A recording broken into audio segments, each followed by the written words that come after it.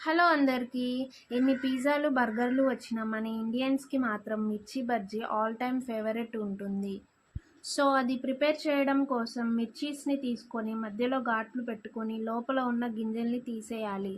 తరువాత ఒక ఉల్లిపాయ తీసుకొని సన్నగా కట్ చేసి కొంచెం ఉప్పు, కారం వేసుకొని ఒకసారి కలిపి మిరపకాయల్లోకి ఇలా పెట్టుకోవాలి.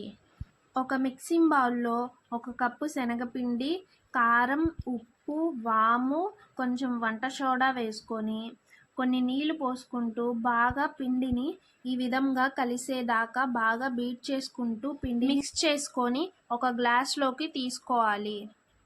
తరువాత మిర్చీస్ని పిండిలో డిప్ చేసి వేడి నూనెలో వేసుకొని 2 వైపులా ఎర్రగా వేయించుకున్న తర్వాత తీసి పక్కన పెట్టుకోవాలి. సేమ్ ప్రాసెస్ బంగాళదుంపని సన్నగా కట్ చేసి బజ్జీ మిక్చర్లో ముంచి అలాగే వేడి నూనెలో వేసి 2 వైపులా కాల్చి తీసేసుకుంటే మన ఆలు బజ్జీ కూడా రెడీ అయ్యిద్ది. సో ఈ వీడియో నచ్చినట్లయితే లైక్ చేయండి అండ్ సబ్స్క్రైబ్ చేసుకోండి.